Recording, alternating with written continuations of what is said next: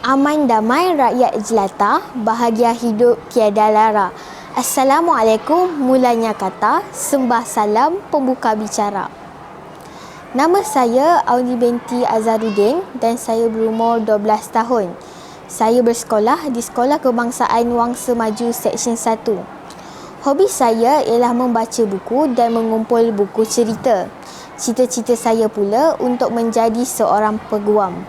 Dalam video ini, saya berasa amat teruja kerana saya berpeluang untuk membicarakan tentang buku kegemaran saya, iaitu 30 Hari Bersama Umar Al-Khattab.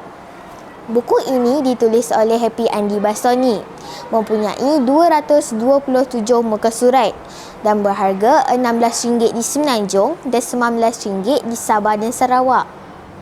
Saidina Umar pasti tidak asing lagi kepada umat Islam dengan cara kepimimpinannya, mendapat gelaran sebagai Amirul Mukmin atau bermaksud pemimpin umat manusia. Sesuai dengan gelaran ini, Umar dikategorikan sebagai pemimpin Islam yang agung, bukan sahaja di zamannya tetapi sehingga kini. Sehinggakan apabila Umar memeluk Islam, dikabarkan terdapat kaum Quraisy berkata, Muhammad akan menang, Islam akan menang kerana mereka sekarang ada Umar. Begitu kuatnya pengaruh Umar.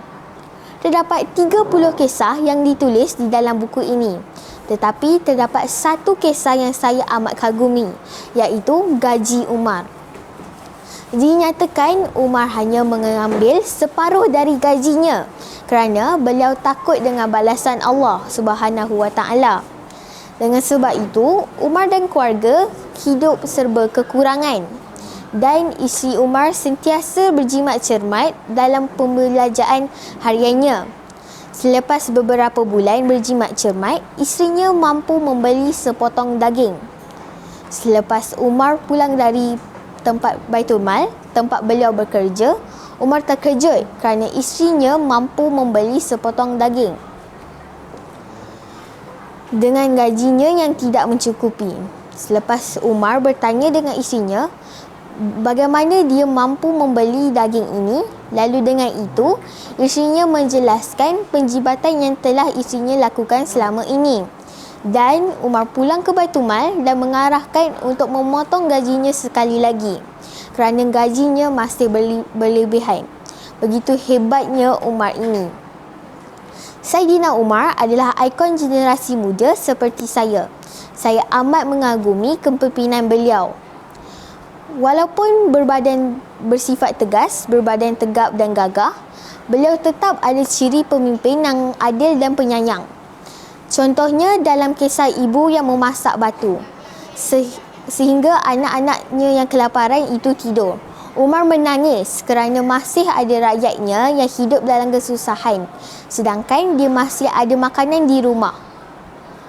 Pengajaran utama yang saya dapat di dalam buku ini adalah sifat tanggungjawab yang diceritakan Umar dalam kepimimpinannya. Beliau meletakkan Allah dalam apa jua situasi. Beliau merupakan pemimpin yang bijaksana dan sentiasa menjaga kebajikan dan agama Islam. 30 kisah yang terdapat di dalam buku ini amat padat isi-isinya. Harga yang berpatutan amat bagus untuk kanak-kanak. Sekian, terima kasih.